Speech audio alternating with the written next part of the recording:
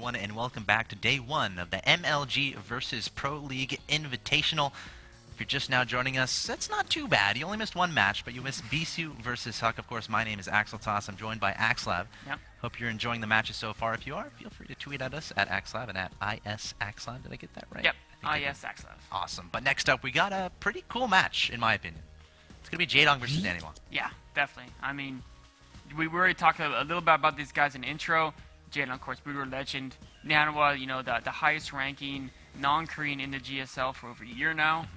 And let's just get to the game. Yeah, I'm really interested to see how this unfolds. I mean, there's so many stories behind both these two players. We got, of course, in the bottom left-hand location, the red Protoss player, Naniwa, currently teamless right now. He might be, I feel like he's probably looking for one. I mean, you never want to be solo too long. Well, and there's some players who make it work. Yeah, I mean, Crank was out there for a little while. MC was out there for a little while. Team Axiom. Yeah. Can we give a shout out to that team? Let's be honest. You know what their tag is, right? No, actually, I do not. AX. Okay, yeah, well, definitely gonna give. Yes! Yeah. Axlab and Axel Toss, Team Axiom. Oh yeah, sorry. But yeah, Axe Crank. I'm not biased or anything, but he's awesome. Anyway, we got introduced to guy in the top right. He's the Brood War legend, of course, the Zerg player, Jaedong. We'll see what he can do here. I mean, when you're talking about these Brood War players, when you talk about the really big ones, it's not like they've been blowing people away. And I think Jaedong is one of those really big players who hasn't necessarily popped everyone's eyeballs, if that makes sense. Yeah, well, I mean, one of the things with the really big name Brood War players in the most recent season of Pro League, there's Brood War. What happened is they had Brood War and then they had StarCraft 2 intermingled in the Pro League. So the guys who are really good at Brood War, they're like, don't play SC2. Stick with Brood War because you guys are really good at it and we want to get those points in Brood War. And then the B-teamers, the lesser-known guys in those Pro League teams, they're the guys, they're like, well, you know what, we're not going to play in Brood War, let's be honest. So let's have you guys just practice StarCraft 2 and get a jump in that.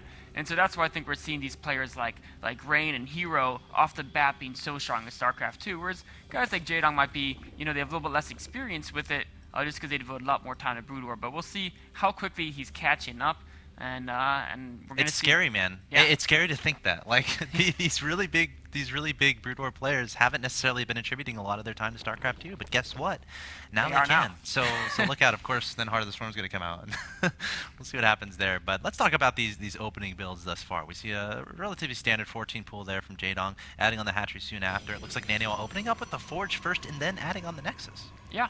Yeah, so I mean, pretty standard play for both players. What happened is Naniwa, of course, got on the top left first, and so he got that Forge because he wasn't sure if there was an early pool coming down. Just very safe standard play. Nothing too crazy going on quite yet. Okay. And Entomb Valley is going to be a really fun map to watch. A ZVP on. I mean, there's so much that can happen here. You see some Zergs use a lot of drop plays, some rush up straight to Hive. And I actually feel this is a map that Naniwa has a strong advantage on. Not only because traditionally people say it is a good map for Protoss, but also because it's a late game map. And Jaedong has such strong mechanics that he'll be naturally good at the early and mid game. But as the late game comes along, there's all these new units that he has to control really well that he's not used to using. The Fasters, the Brood Lords are totally new units for him. They don't come from Brood War. Sure. So. You know, on a map like Entombed, where the emphasis is on those two units, we'll see, you know, how practiced and how perfected is his use of those units. Yeah, I'm actually really interested to see how fast Naniwa takes the third. I mean, I know there are some build orders where you literally get your third, you get your first gateway over here at your natural, and then you get your second, third, and fourth to wall off this ramp, and you take that third really fast. Yeah. You can do that on this map. I mean, you got a ramp leading up to your main and main to your natural. You can, but it does have a high element of risk. Because even on this map, if you try to put it down too early, your opponent just if your opponent made 14 Zerglings anticipating that, of course those Zerglings can get up that ramp before you even start the gateways because you have to get that pylon up first. It's happened to me before. And then if you're banking on getting that wall and then you have to cancel and you have all this money, and it just slows down your build a bit. So it really depends on if you think your opponent's going to get Zerglings early or not, because of course once you get that wall up, there's really not much a Zerg can do up until their attack. Ooh, it looks like we're going to see a Stargate from Naniwa. Is this a Mothership Rush? Could be. Very unlikely, though. Probably. I don't think Jaedong's seen a mothership rush before, though, actually. Yeah, that's true. That's true. You know what's an interesting story is, so I was practicing, this was back when I was at Team EG in the house, I was practicing on the European server. Does this involve Huck? No, it doesn't. But it does involve a mothership rush. So this was back when Zelnaga Caverns was in the map pool, and I did a one-base mothership rush on a Zerg. And after winning that game, I got promoted to Grandmasters League on Europe. So that's the way to do it. I mean, it works in all the leagues. You throw it in every once in a while. If you want to get promoted, if you're having trouble getting promoted, make a mothership, guys. And exactly. It might increase your chances. And if it doesn't, tweet at Axelav, tell him he's a liar. Just kidding. Some percent of the time it works all the time, at least in my case. I love it. All right, so Naniwa has a Void Ray about halfway complete here. And has Jaedong scouted this? Like, the positioning of that Stargate is really good. I mean, how is an Overlord really going to scout that? Yeah, I mean, there's no way, at least not without sacrificing its life. So yeah, it's definitely, at least, you know, the initial units are definitely going to catch him off guard. In fact, that one Overlord just barely. 24 HP. I thought that was going to die for a second. That Stalker had his... Now, the Stalker could run around and try to kill it still, but I think we're losing that opportunity. Yeah. It looks like another Overlord coming in here from Jaedong, really trying to find out what the heck Naniwa is doing. Coming to that main mineral line, so close, he's going to see it. Oh, he's going to see it. Yep, he does end up seeing the Stargate, so knows exactly what's going on. And he has a layer about halfway done, so he can... And now the Stargate's revealed, this Void is just going to hunt down and finish off that Overlord, yeah. That Overlord is limping around, put it out of its misery. He actually stole that kill from the Stalker, in my opinion. Yeah. Well, I mean, we'll the Stalker the assist. Yeah, that's fine. I'm okay with that. They should have stats like that at the end of matches in StarCraft 2. Yeah, you know, the kill number should be an assist number too. Yes, and you have like a list of units, and you have your MvP units. Yeah. And then in the next game, they get to start out sooner. I don't know. It's actually a terrible idea now that I think about it. All right, sounds like Warcraft here. Coming across the map with the Void Ray and 2 Phoenixes.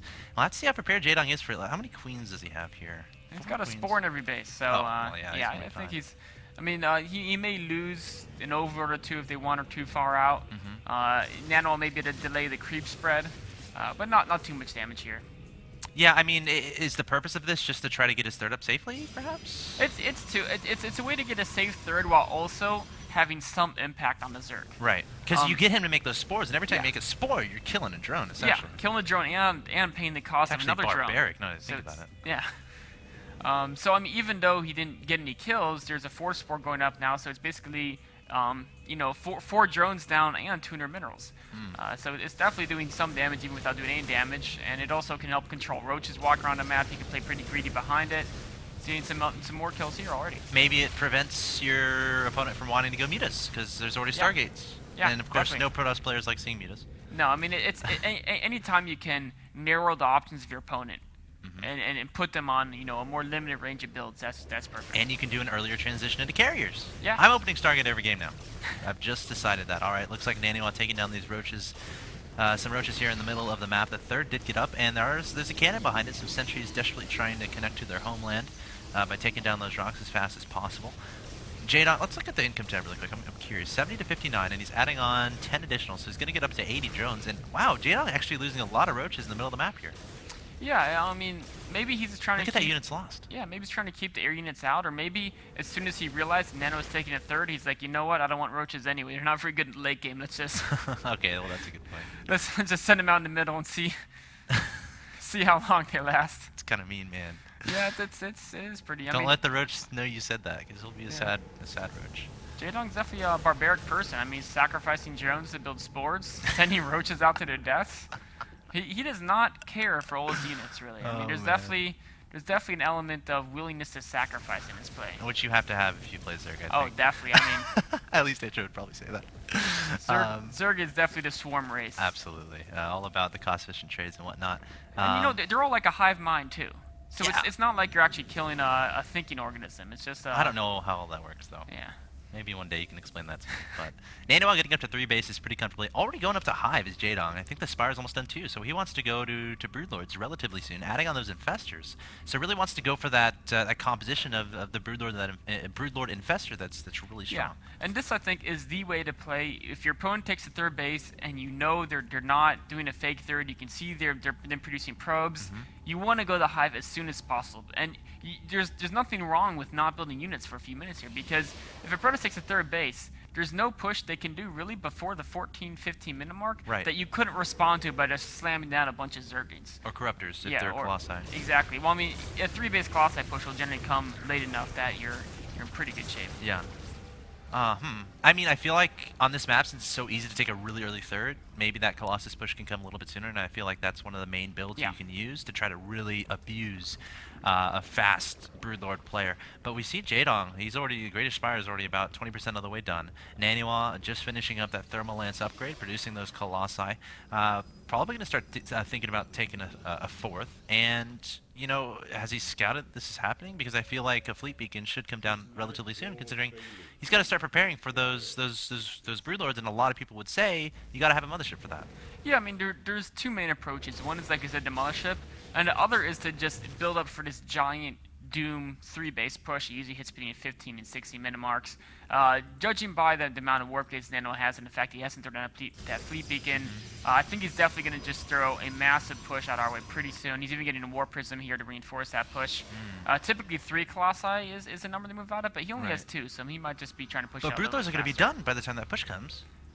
They'll definitely be done, and that's just the way these 3-base Colossi pushes work. Is if you can kill the rest of the army and there's only a few Broodlords, you can just blink under them and finish them off. All right, well, we'll have to see how good Jaedong's control is, because I feel like that's what it pretty much comes down to. You know, camping behind your Spinecrawler wall, throwing down those fungals, and making sure those Broodlords stay absolutely safe. So we see Naniwa pushing across the field here. Link counterattack here from Jaedong. Oh, all the Broodlord players do this. It's so amazing. Yeah. Right when their opponent moves out, they counterattack immediately. Nexus canceled, and Naniwa, is he going to back away to deal with this? I mean, backing away, just run away. Damage is already done. He might as well commit to his attack. And there's that Fleet Beacon going down. Oh, yeah. So he's definitely plans on ending that mothership in at some point, but he wants to do some good damage before that. He's moving out here. He's got his main army. Why don't you stand on the main army over by this 4th base, and I'll actually check out this Warp Prism coming right into the natural here. Okay. Spore Crawler is shooting at it. He's warping in. A good Zell warping. Is it going to get in? Here's Oh, the no, it's engagement. canceled. Great defense by Jaedong there. Engagement into that 4th base there, and Looked like that failed pretty miserably too, so yeah, and Jaedong has kind of a flank set up here at the bottom. it's definitely 2 wins for Jaedong's count right there. Yeah, Naniwa unable to get much done at all, and now he's going to back up. He doesn't have a 4th down either. That's a pretty big issue here. That's something you definitely want. But he does have that mothership on the way, so if he can get a really good engagement, Yeah. then I think it's going to be fine. But let's see how well Jaedong can control this, because I feel like he's gonna continue adding on Corruptors, adding on Broodlords, adding on those Infestors, definitely. I mean, that's and try to what kill he's his going for. opponent. Yeah. I like how he's bringing Queens with this too. Those transfuses can come into play. Oh, Fungal. Oh, blink underneath those Broodlords, trying to target those down. Are any transfuses able to get down? Not fast enough. The Stalkers one-shotting those Broodlords. Fungals going down onto the Stalkers, though. And Naniwa actually with a pretty darn good engagement there. Jaedong is going to back away. I want to look at the units lost really quick. Nearly 8,000 to 5,000 there in favor of Naniwa. So all of a sudden, Jaedong is on the run. Where his Broodlords all died, and he's got to remake them now. Yeah, I mean, definitely. If you let those Stalkers blink under, unless you have that massive Broodlord count, you know, they can fall down really quickly, which is one reason why a lot of Zerg just play so passively up until they get those double-digit numbers. Wow, and again, Naniwa just now able to get that 4th base down. The question is, will that actually complete? Because it hasn't worked thus far here from Naniwa. His main army doesn't look incredibly strong. I mean, there's 1 Colossus here and probably about 15 or 16 Stalkers. Yeah. But Jaedong, I mean, he doesn't have a lot either. It looks like some drones going to try to transfer over to that base at the upper left, and we do have a Warp Prism moving into the main base here of Jaedong. He's going to warp in DTs. DTs are done. You want to capture this with your camera, and I'll watch this main army over here? All right, so hopefully we can get the picture-in-picture going there, because it's a lot of fun to play with. And we have the rocks getting taken out there by Naniwa as we see the DTs going into the main. Hopefully we'll try to get that in. There it is. Oh, it's so beautiful. The Stalker's blinking into this base at the top left here, taking down a bunch of drones and targeting down this hatchery. Meanwhile, looks like the Zealot's trying to find stuff to kill, and Jaedong going to try to engage into this army, throwing down a lot of fungals. Broodlord's coming forward as well, but does Jaedong have enough to take this out while his main is getting dismantled, trying to send some Lings back to deal with that? And Naniwa only warping in Zealots over there. I'm a little bit curious he hasn't tried to warp in DTs. Looks like he got the Greater Spire. He's going for that secondary Spire as well here. All right, and Naniwa's army is trapped over on the left-hand side. Actually, they're going to try to blink underneath here, these Broodlords, and going to try to target fire those down, taking down a couple.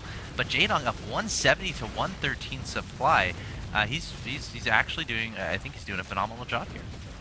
Yeah, I mean, Nano really destroyed Jaedong's tech, but at the end of it, I mean, what did he lose to do it, right? Yeah. I mean, so many different zealots have died, and it is just minerals, but it's a lot of minerals. Spire got taken down too. Yeah, I mean, I absolutely agree. Like, he was warping in unit after unit, invested so much into taking down that tech. And Jaedong still has a lot of Broodlords on the field. Let me look at the infestors too. Let's do the units tab. I think that'd be a fun. I mean, thing. Nano was down 50 food right now. Yeah. Yeah. So I mean, killing the tech's nice, but only if you can follow it up with an attack. To take advantage of the time. Exactly. But right now, I mean, by the time Nano can even rebuild his army, Jaedong will rebuild his tech, and it will be is that Jaedong has a much bigger bank than Nano because of all those zealot weapons that were, traded not very efficiently just by a mineral cost standpoint. Did I see that correctly? Like, he didn't warp in DTs, did he? No, it was just pure zealots. I mean, the DTs wouldn't have done too much. It was a spore crawler in both bases, so zealots are just as good. That's actually pretty cool anticipation. I mean, Naniwa opened up with the Stargates, so he can kind of know his opponent probably has spore crawlers ready and waiting. Yeah. So yeah, I kind of like that decision to go for zealots, but again, Jaedong doing a great job fending that off. But Naniwa able to get that 4th base on the ground, going to be trying to rebuild that death ball. Has a mothership completed. Again, if you're just now joining us, this is game 1 of a best of 2. I don't even know what to call it. Like 2-game series. 2-game series. Perfect. I love it. You're so good at what you do, Axlab.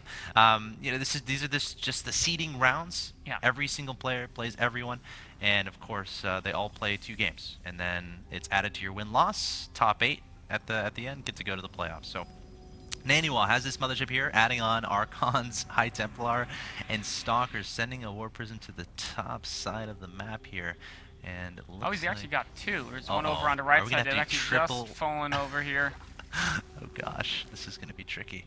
Alright, well, the Corruptor's going to take this one out, so that's going to make our job a little bit easier. Zealot's going to take down that base at the top side. There's some DTs mixed in as well. Jaedong does not want to lose these Infestors. These are so valuable, so important units. Going to burrow those immediately and try to get out of there. But it looks like he does have an Overseer here, so he should be able to clean up this army without too much more trouble. But Naniwa doing a great job denying this additional base. Yeah, I mean, Jaedong's been really trying to take that 5th base, and this is about the 3rd time it's been canceled. I mean, he's been doing a good job with these Warp Prisms, but Jaedong's, I mean, 3 of these 4 Warp Prisms have died without doing anything, because Jaedong's just so on top of them with Corruptors patrolling the map. Uh-oh. We have another big warp in here. 3 and there's the DTs. Yeah, there they are. They're going to target down that Spore immediately, but there is an Overseer here, so Jaedong going to hastily return his units. Actually, I love this because Jaedong's unit composition isn't very mobile. I mean, the Broodlords are trying to run back over here to deal with this. Corruptor's taking down that Warp Prism, and finally some Lings. Oh, they stopped. They stopped over here. I thought they were going to come some back. Marines cleaning it up. They're pretty good. Yeah, just throw down those Infested Terrans.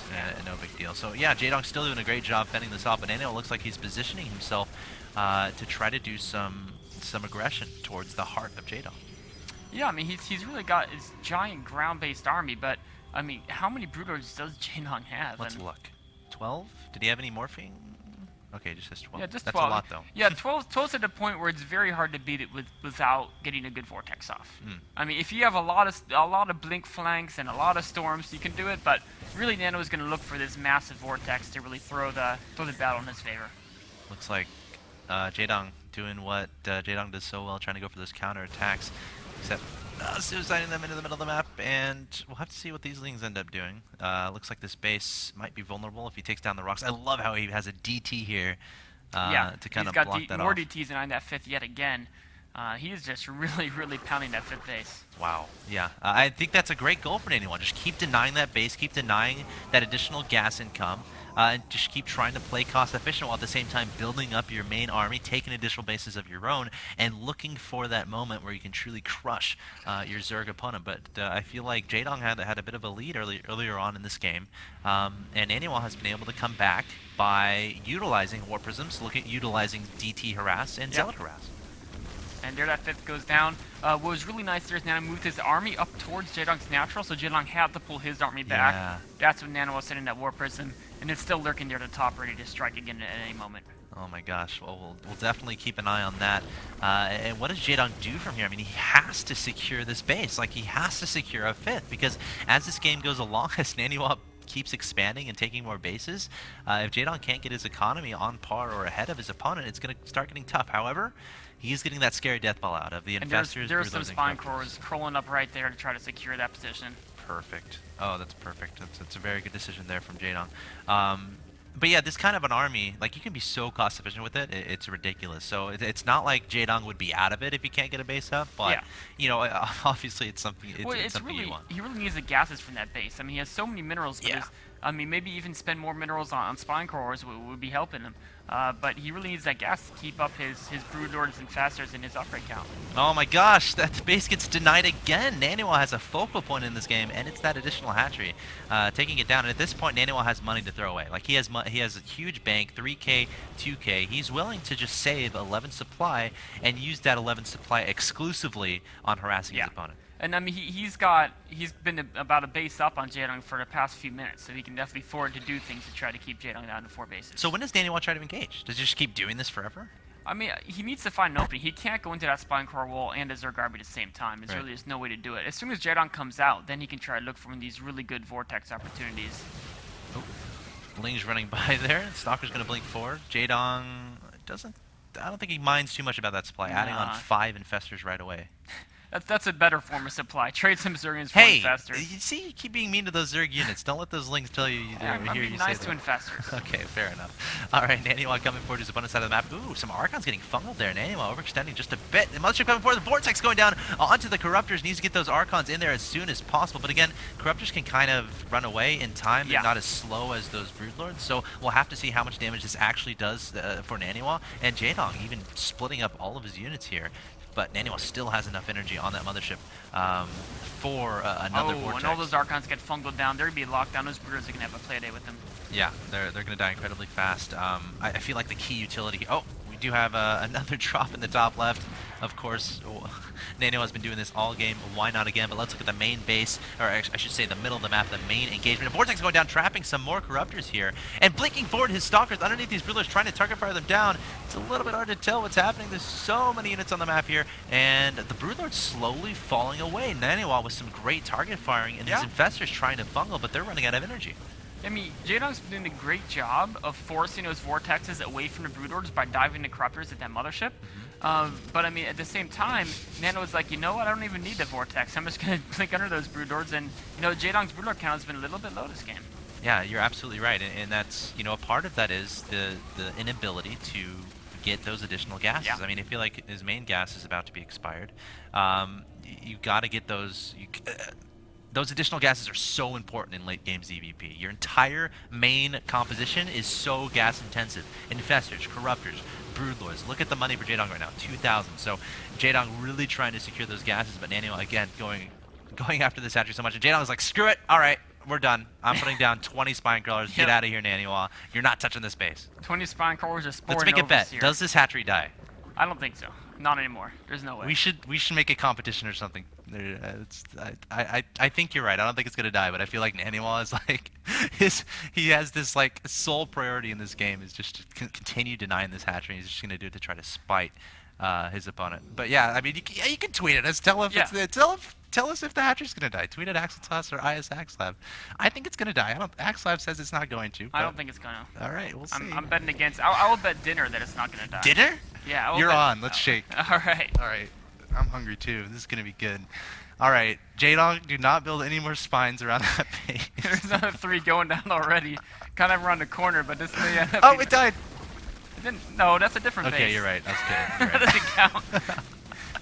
All right, Naniwa taking down that base. He's gonna pick up these zealots and then drop them at this base soon.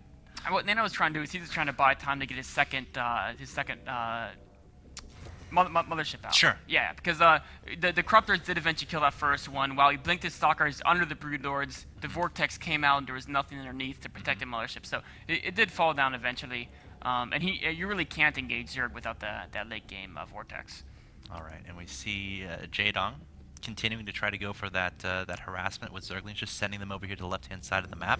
Naniwa continuing with this aggression, dropping some zealots at this hatchery at the left-hand side. Is it gonna die? And it does.